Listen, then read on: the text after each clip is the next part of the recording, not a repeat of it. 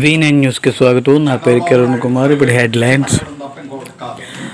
అరిసెల metal steel plant వద్దు, అరిసెల పర్యావరణ ప్రమాదం. జనవరి 8న మోడీకి నిరసన తెలుపుతాం. 2000లోనే పెట్రో కారిడార్ పేరుతో ఆనాడు రిలయన్స్ కోసం అది విఫలమైంది. దాన్ని ఆపేయడం జరిగింది. నక్కపల్లిలో పోర్ట్ పెట్టాలనేటువంటి దానికి వేసినటువంటి త్రిసభ్య కమిటీ కూడా దాన్ని వ్యతిరేకించింది. నక్కపల్లిలో పోర్ట్ ఆగిపోయింది. ఇప్పుడు మళ్ళా నక్కపల్లి ప్రాంతంలో వేంపాట టోల్ గేట్ నుంచి చంద్రాకారంలో ఉండేటువంటి రాజయ్యపేట వరకు లంగ్ స్పేస్ అతి తక్కువగా ఉండి సముద్రానికి అతి దగ్గరగా ఉన్నటువంటి ప్రాంతం. ఆ ప్రాంత ప్రజానీకానికి అందరికీ కూడా చాలా తీవ్రమైన హానికరం. పర్యావరణం తీవ్రంగా దెబ్బతింటుంది. అక్కడ స్టీల్ ప్లాంట్ పెట్టడం అనేటువంటిది దాన్ని సిఐటి తీవ్రంగా ఖండిస్తున్నది, వ్యతిరేకిస్తున్నది. జనవరి 8 మోడీకి నిరసన తెలియజేయాలని యావత్ ఆంధ్ర రాష్ట్ర ప్రజానీకాన్ని కూడా కోరుతున్నాం.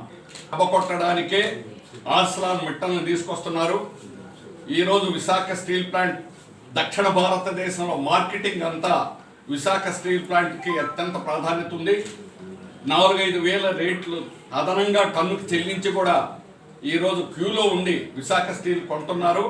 ఈ మార్కెట్ని కాజేయాలని ఆర్సెలర్ మిట్టల్ని తీసుకొస్తున్నారు. ఆర్సెలర్ మిట్టల్ని అడ్డం పెట్టుకొని ఈరోజు విశాఖ స్టీల్ ప్లాంట్ దెబ్బతీయడం, సిక్ చేయడం అనే కొరియా పోస్కోకి కట్టబెట్టాలని విశాఖ స్టీల్ ప్లాంట్ ప్రయత్నం చేశారు. అది సాధ్యం కాలేదు. తర్వాత 100% స్ట్రాటజిక్ సేల్ చేస్తామని 2021లో నోటిఫికేషన్ జారీ చేశారు. ఈ రోజు కూడా 1% కూడా చేయలేకపోతున్నారు. అందుకని ఇప్పుడు ఆర్సెలర్ మిట్టల్ని తీసుకొచ్చి విశాఖ స్టీల్ ప్లాంట్ని దెబ్బకొట్టడానికి చేస్తున్నారు. సొంత గనులు విశాఖ స్టీల్ ప్లాంట్కి 30 సంవత్సరాలు బ్రహ్మాండంగా నడుస్తున్నాయి ఇవాళ. కానీ ఆర్సెలర్ మిట్టల్కు గన్లు కావాలని చంద్రబాబు నాయుడు గారు మోడీ గారిని అడిగారు. విశాఖ స్టీల్ ప్లాంట్కి సొంత గన్లు ఇవ్వమని ఎందుకు అడగలేదని అడుగుతున్నాం. కావాలని విశాఖ స్టీల్ ప్లాంట్ దెబ్బకొట్టడమే ఎన్నికల వరకు ఉపయోగించుకొని ఈరోజు తెప్ప తగిలేసినట్టుగా ఈరోజు విశాఖ స్టీల్ ప్లాంట్ ఉత్తరాంధ్ర ప్రజానీకానికి టీడీపీ తీవ్రంగా ద్రోహం చేస్తుంది, తీవ్రంగా అన్యాయం చేస్తుంది. ఇదే కాదు, మిగిలిన ప్రభుత్వ రంగాలన్నింటినీ కూడా ప్రైవేట్కి ఇవ్వాలని ప్రైవేట్ పిచ్చితోటి ఈరోజు చంద్రబాబు నాయుడు వ్యవహరిస్తూ ఉన్నారు. వీరి విధానం సొంత తప్పు. మోడీ విధానాలు అలాగే చంద్రబాబు నాయుడు అదే విధానాలను బలపరుస్తూ ప్రైవేటు వాళ్ళకి పెద్దపీట వేయడం, ఇక్కడ ఉన్న ప్రభుత్వ రంగం మొత్తం పరిశ్రమలన్నింటినీ కూడా నాశనం చేసే ప్రయత్నం చేయడం అనేది తీవ్రమైనటువంటి ద్రోహం తప్ప. ఆంధ్ర మిట్టల్ని అక్కడ స్టీల్ ప్లాంట్ పెట్టమనండి, అక్కడ స్టీల్ ప్లాంట్ కట్టమనండి, ఎవరూ కాదనం. కానీ నక్కపల్లిలో విశాఖ స్టీల్ ప్లాంట్ పక్కనే పెట్టడం అనేది విశాఖ స్టీల్ ప్లాంట్కి ద్రోహం చేయడం తప్ప ఇంకోటి మాత్రం కాదు. మార్చి ఆర్సెలర్ మిట్టల్ని ఎందుకు తీసుకొస్తున్నారు అనేటువంటి సమాధానం చెప్పాలి. కేవలం వారి ప్రయోజనం కోసం తప్ప ఇంకోటి మాత్రం కాదు. విశాఖ స్టీల్ ప్లాంట్కి నష్టం చేయడం, మార్కెటింగ్ని దెబ్బతీయడం అనేటువంటిది రాష్ట్ర స్టీల్ ప్లాంట్కి ప్రజానీకానికి కూడా పూర్తి వ్యతిరేకం.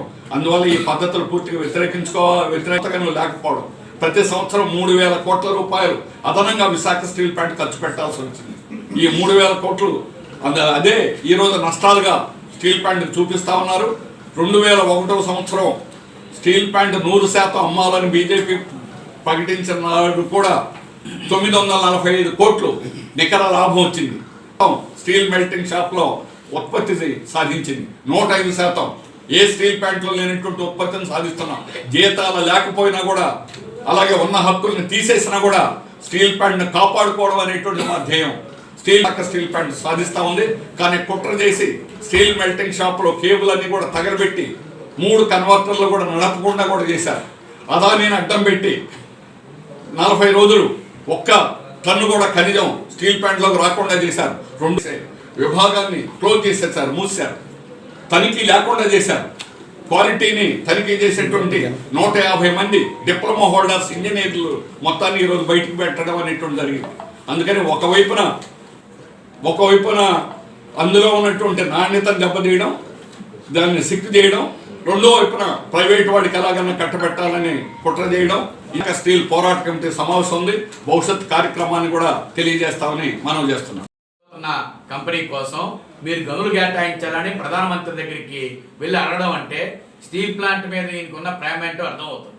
స్టీల్ ప్లాంట్ ఎలాగైనా మూసేయాలి, దాని స్థానంలో మొత్తం ఆర్సీ మెట్టలకి స్టీల్ ప్లాంట్ని అప్పచెప్పాలి అని చెప్పేసి కుట్ర జరుగుతుంది. కాబట్టి చంద్రబాబు నాయుడు గారి చర్యలు ఈ స్టీల్ ప్లాంట్ని ప్రైవేటు పరం చేసేదానికి, మూసేసేదానికి కుట్రలు చేస్తున్నాడు తప్ప మరొకటి కాదు.